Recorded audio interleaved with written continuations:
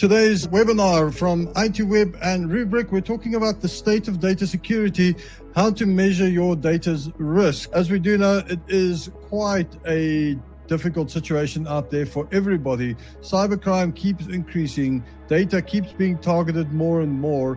What do we do about it? But also what is happening on the ground. So today we're going to have a brief presentation that looks at information from Rubrik Zero. The labs do a huge amount of research on what's happening out there with cybercrime and cybersecurity.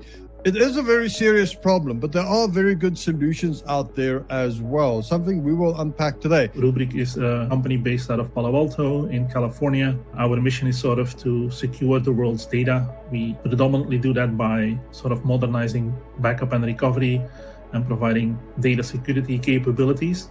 But the Rubrik Zero Labs team, they have a specific mission, and their mission is to sort of understand and prioritize data threat landscapes and provide actionable outcomes for everybody, not just Rubrik customers. When we talk to organizations or companies at large, we sort of try to understand how they look at risk and how they think through risk today.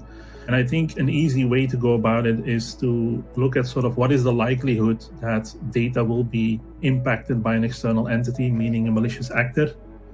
Is there any inherent risk in your data today? Think about sensitive data, for example.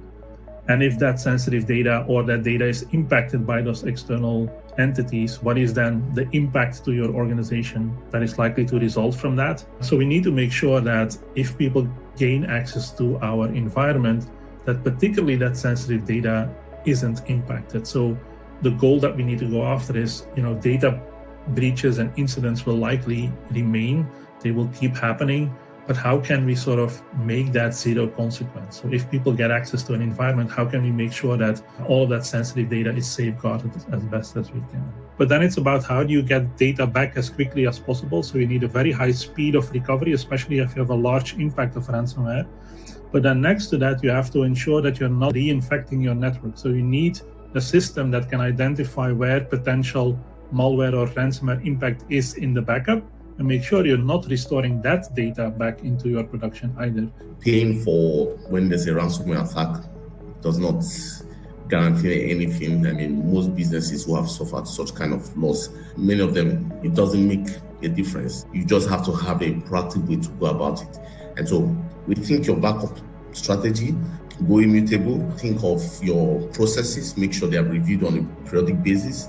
These are a few of the things that would help make you ready when it happens. When it comes to training and awareness, I always say it has to be modulated. It has to be moderated also in the such that you're giving the right people the right information, because when you provide the wrong information to the right people or the right information to the wrong people, you can actually further escalate. There is no structured way, for proper data governance. People were doing things the way they think is right, but with the regulation, it has bring on board to say, right, this is the expectation from law perspective, what you need to do. And then the law also helps to establish some nuances around data in terms of the distinction between data privacy, data security, and then data protection. With that, this has been a webinar brought to you by ITWeb and Rubrik, looking at the state of data security and measuring your data's risk with special emphasis on Nigeria and its digitization journey.